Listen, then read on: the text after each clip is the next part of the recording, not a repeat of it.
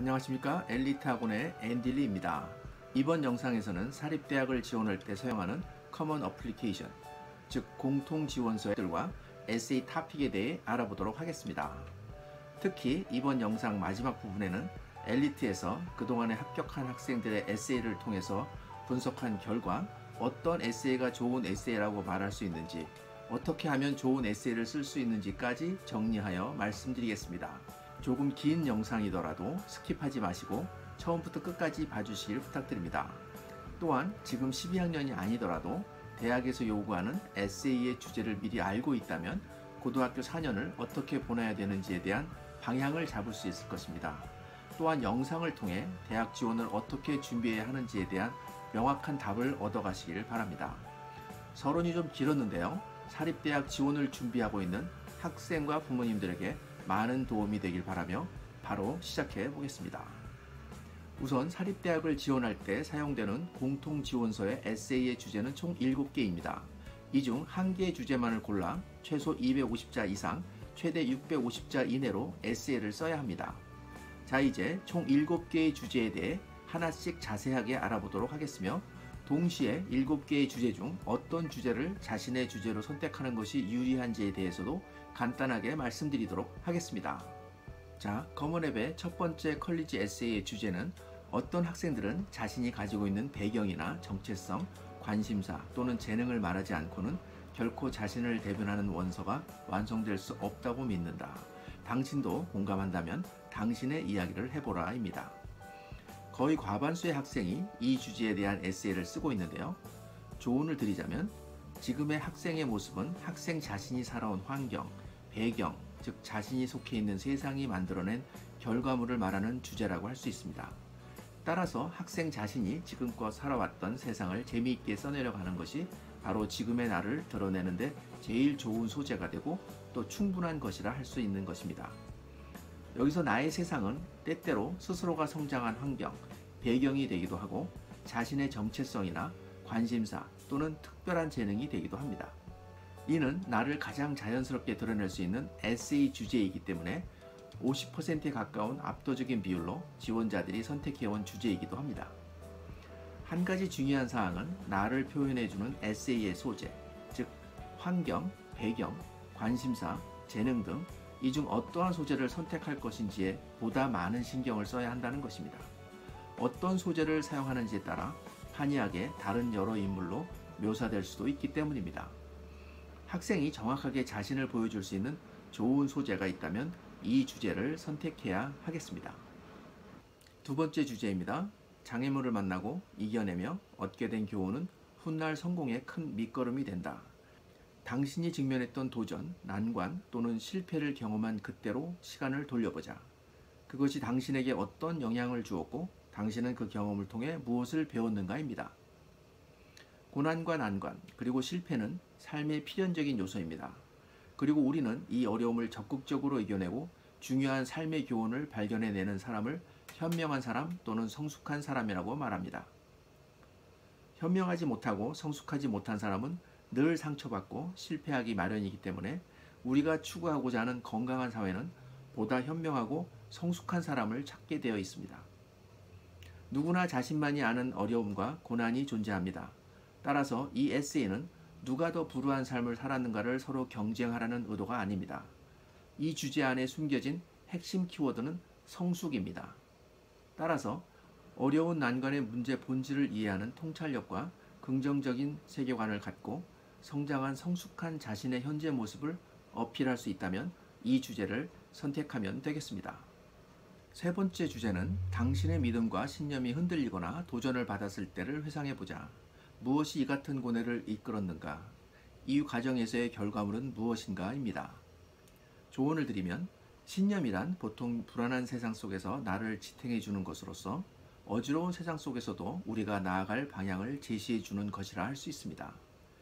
진실이 왜곡되어 자신의 신념과 믿어왔던 것들이 송두리째 흔들렸던 그런 경험이 있었는지 생각해 보시기 바랍니다. 그런 경험을 통해 사람들은 인생의 방향을 재설정하게 됩니다.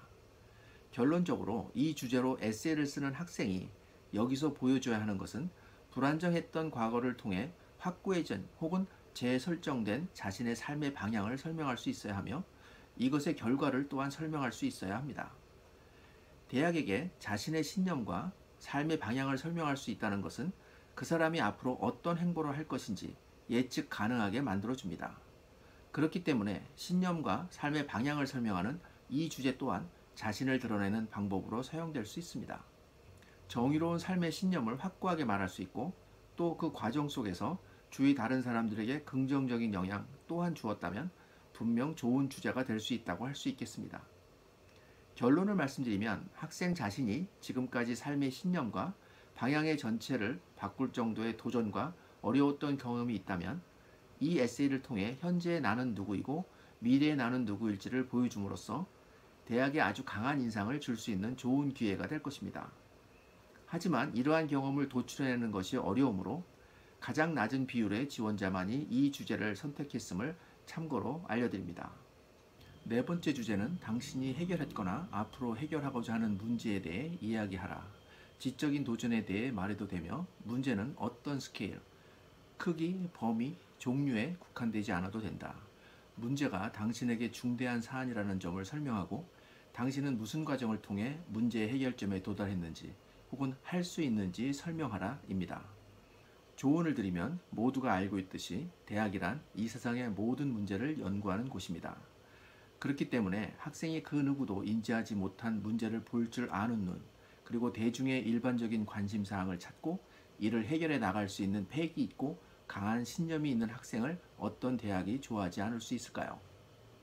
이 주제에 대해 에세이를 쓴다면 학생이 문제 해결에 있어 자신의 창의력, 독창력, 관찰력을 마음껏 드러낼 기회가 되겠습니다.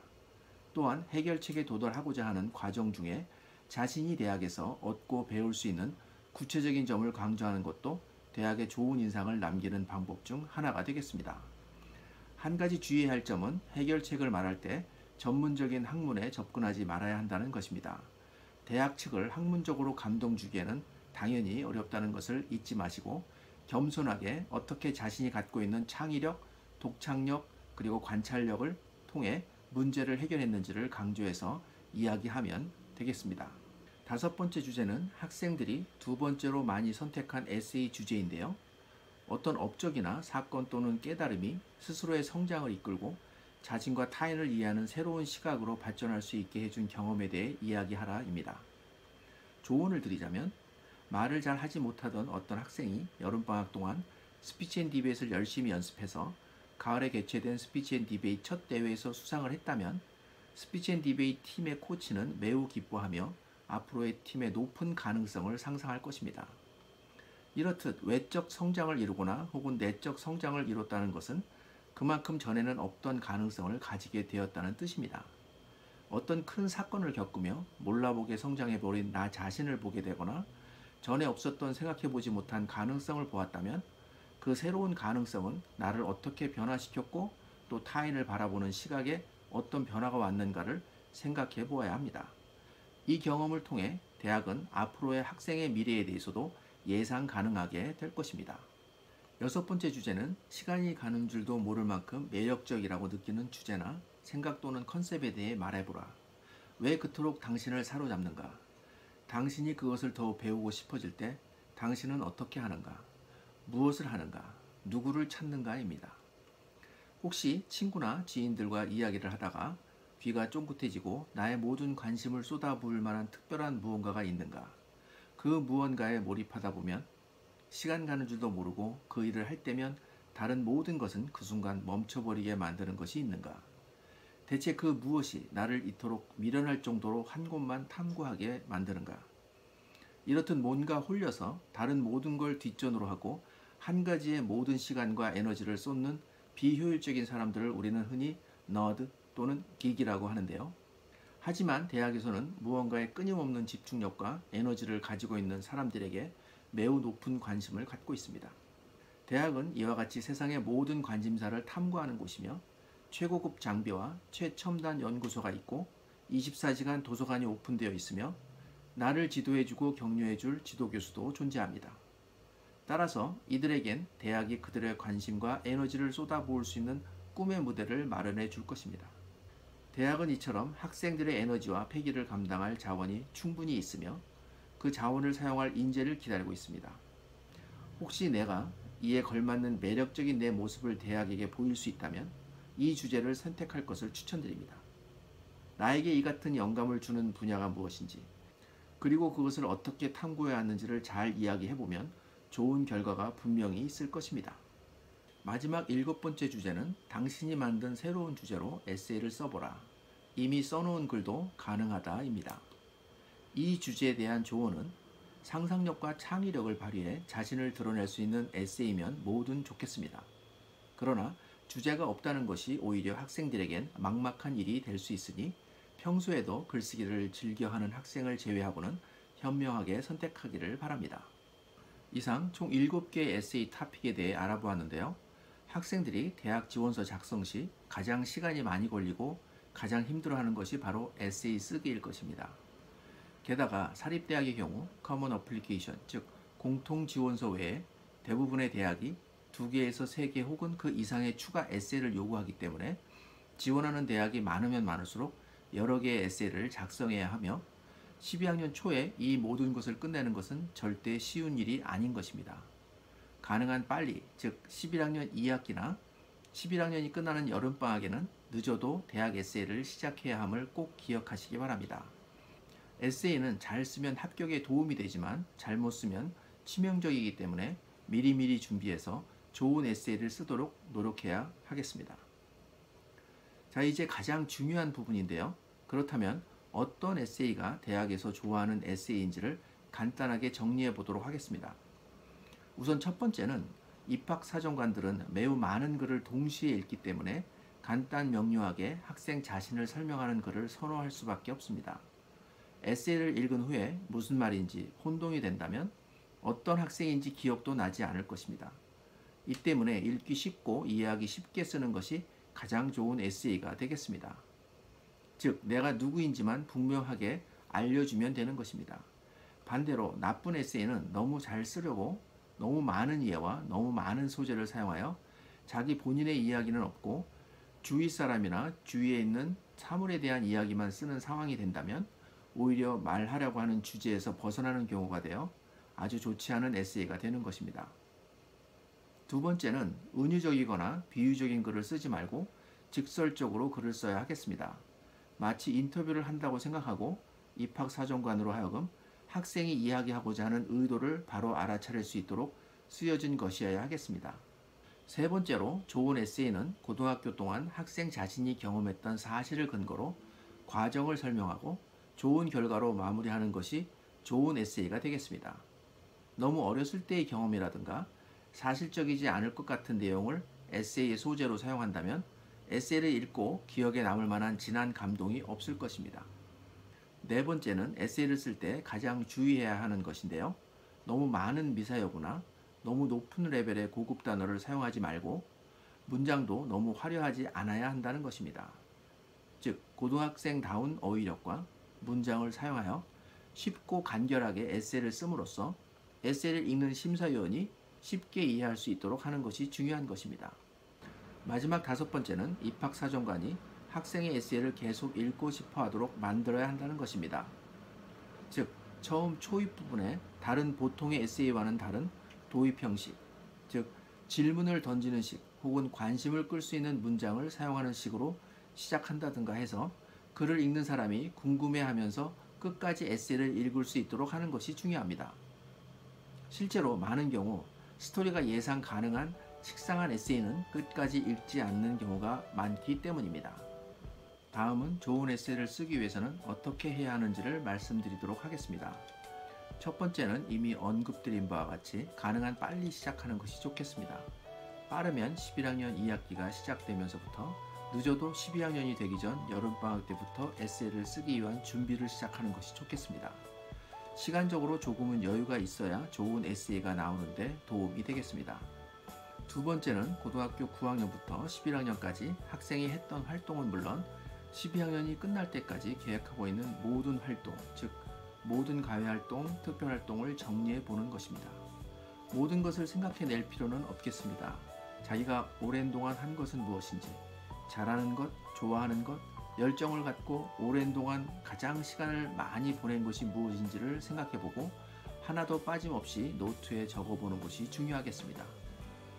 그 후에 세 번째로 그것들과 주제들을 가지고 브레인스토밍을 통해서 서로 연결해 보는 것입니다. 공통 원서에는 총 7개의 에세이 프롬프트가 있는데요. 이 중에서 한 개의 주제만을 골라야 하므로 부모님과 멘토가 가장 신경 써서 도와줘야 할 것이 바로 이 과정이 되겠습니다. 학생과 부모님께서는 에세이 프롬프트, 즉 에세이 주제를 가능한 많이 읽어보시고 이해한 후에 어떤 주제를 선택할 것인지 함께 고민하는 시간을 가져야 하겠으며 학생 자신을 가장 잘 나타낼 수 있는 주제를 선정하는 것이 가장 중요합니다. 마지막으로 네 번째는 주제를 정했고 나의 어떤 면을 알려줄 것인지가 정해지면 그 내용을 솔직담백하게 전달하는 데 집중하면 되며 이것이 바로 대학이 좋아하는 에세이가 되는 것입니다. 지금까지 사립대학 지원 시 사용하는 커먼 어플리케이션, 즉 공통지원서의 에세이 토픽에 대해 알아보았는데요. 이번 영상을 마치면서 학생과 부모님들에게 중요한 내용을 한 가지 말씀드리면 대필은 매우 안 좋은 것입니다. 대필을 하게 되면 고등학생의 글이 아닌 대필을 해주는 사람의 글, 즉 40, 50대의 글이 나오며 대필자의 영어 수준의 에세이가 보여지게 될 것입니다. 이렇게 되면 에세이를 읽는 입학사정관은 바로 대필이라는 것을 알아차릴 것입니다.